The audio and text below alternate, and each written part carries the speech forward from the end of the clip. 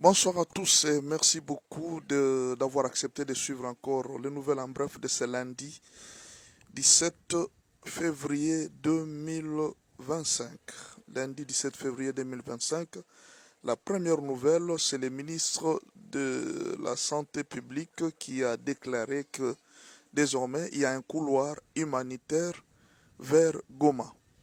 Je ne sais pas comment ça va se faire. Est-ce que les avions sont ouverts? Est-ce que les avions peuvent descendre à Goma maintenant? On ne sait pas. Ça, c'est la première nouvelle qu'on nous a dit. Les détails vraiment ne sont pas bien précisés comment ça va se passer. La deuxième nouvelle, c'est la marche qui s'est passée à Goma aujourd'hui. On a vu quelques militants, soi-disant militants, mais le porte-parole qui parlait, il n'avait pas vraiment l'accent d'un Congolais. Il avait l'accent d'un Rwandais. Il était en train de parler de qu'ils en avaient marre, d'après les gomatraciens, entre guillemets, qu'ils en avaient marre de la MONUSCO et de la SADC et de l'armée burundaise. Ils doivent quitter Goma. Ils en ont marre. Ils ne veulent pas parce qu'eux ne veulent pas la guerre. Ils veulent seulement que le président Félix Tshisekedi puisse partir. Donc, ces gens ont fait la marche.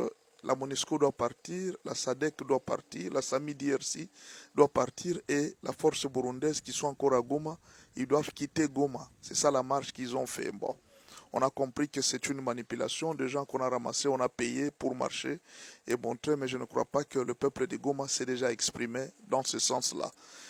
Donc, ils veulent montrer que non, voilà, il y a maintenant la démocratie, le peuple ne veut pas. Pourquoi? Ils ont dit un détail qui était très important parce que leur présence fait peur à la population de Goma qui pense toujours que d'un moment à l'autre, le gouvernement peut attaquer encore et qu'il peut encore y avoir une guerre à Goma. Voilà pour ce qu'ils ont dit. Bon, attendons voir la suite. Est-ce que ce n'est pas aussi lié à ce que Guterres a déclaré en disant que Nanga n'arrivera jamais à Kinshasa? C'est du bluff. C'est une situation impensable que Nanga arrive jusqu'à Kinshasa. Ça, c'est le Guterres qui a déclaré. Est-ce que ce n'est pas ça qui a donné la colère pour que la MONUSCO puisse dégager? La M23 veut faire dégager la MONUSCO. Aussi, ça commence à se confirmer de plus en plus, les mandats d'arrêt international contre Nanga. Mais il y a un problème. Si Nanga fouillait au Rwanda, il ne sera pas traqué parce que le Rwanda n'est pas signataire de la CPI. Le Rwanda n'a jamais signé pour être membre de la CPI. Donc, il peut se cacher au Rwanda, on ne le fera rien. Est-ce que ce n'est pas à cause de ça que, dans un journal, nous avons lu qu'il y a deux kabylistes qui ont quitté Kinshasa vers Kenya. On les a vus à bord, on les a vus à Nairobi pour rejoindre peut-être l'Est de la RDC, on ne sait pas, il n'y a pas beaucoup trop de précision, mais on a parlé de deux kabylistes dans ce journal-là. Ils ont rejoint l'Est, peut-être ils vont rejoindre l'Est de la RDC, mais on ne peut pas empêcher aux kabylistes de voyager pour aller à Nairobi, mais seulement on se rappelle que c'est à partir de Nairobi que l'AFC était né.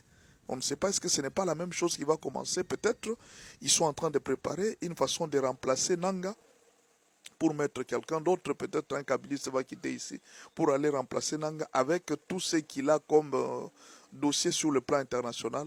Ça risque d'être très lourd pour eux. Alors, l'autre nouvelle, c'est la guerre qu'il y a eu à Ouvira entre les Wazalendo et les FARDC. Quelque chose s'est passé à Ouvira. Les Wazalendo ont voulu empêcher les FARDC d'aller vers Kalemi et de laisser la ville comme ça. Donc les FARDC commençaient déjà à se déplacer pour aller vers Kalemi. Alors il y a eu des tirs de balles au niveau du port et on n'a pas pu les maîtriser, mais je ne sais pas si pour le moment le calme est déjà revenu ou si les militaires sont déjà partis vers Kalemi, on ne sait pas, mais ce qui est sûr, c'est qu'il y a eu vraiment une panique au sein de la population. Au lieu que nous utilisions nos forces pour combattre l'ennemi, les gens ont commencé à se combattre eux-mêmes. La troisième nouvelle, c'est Ruto qui a déclaré il soutient l'initiative conjointe de Nairobi et Luanda pour garantir la paix dans la région des Grands Lacs. Bon, en fait, c'est aussi compliqué que ça vienne de la bouche de Ruto. Parce que Ruto, on sait qu'il soutient la M23. Est-ce que ce n'est pas parce qu'ils savent que la M23 est amenée en position de force qu'ils disent ça? Peut-être qu'ils ont récupéré deux grands territoires, des grandes villes de l'Est de la RDC.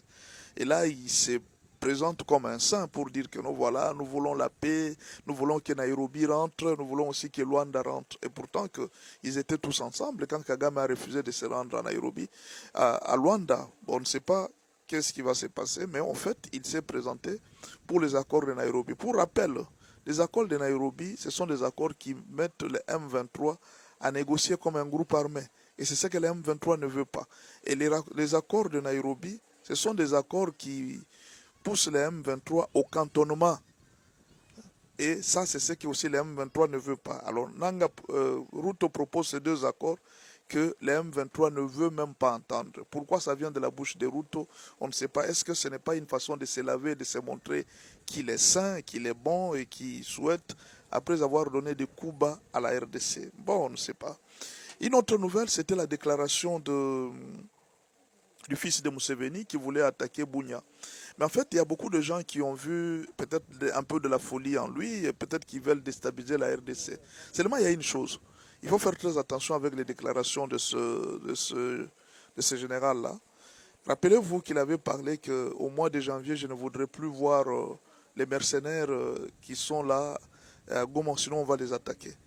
Peut-être d'une manière ou d'une autre, il est en train de nous indiquer certaines traces, le plan que les hommes 23 ont. Peut-être qu'il vous signale d'avance, d'une manière indirecte, que faites attention, on veut attaquer Bunia. On ne sait pas. Il connaît, il est avec la M23. C'est comme quelqu'un qui vous annonce d'avance. Faites attention parce qu'on est en train de préparer ça contre la RDC. Alors c'est à nous de tirer attention, de ne pas toujours négliger. Quand il a dit la première fois qu'au mois de janvier, ils vont attaquer, on avait négligé, mais effectivement c'est ce qui s'est passé. C'est au mois de janvier que tout s'est passé. Tout s'est passé le 26 janvier. Rappelez-vous. Et ils étaient en train de parler du début janvier. Mais ils ont quand même attaqué. Mais c'est ce que ce monsieur avait déclaré. Il ne faut pas négliger ce que le général Muhoozi est en train de déclarer. C'est tout un plan qu'il est en train de faire sortir, mais sans se rendre compte. Donc tous ces tweets-là, ce sont des renseignements qu'il est en train de donner à la RDC indirectement. C'est à nous de faire très attention avec toutes ces déclarations. Mais alors, la situation, beaucoup de gens attendent aujourd'hui la déclaration du président Félix. Qu'est-ce qui va se passer? Seulement, nous devons être conscients. La guerre n'appartient pas à Félix. La guerre appartient à nous tous.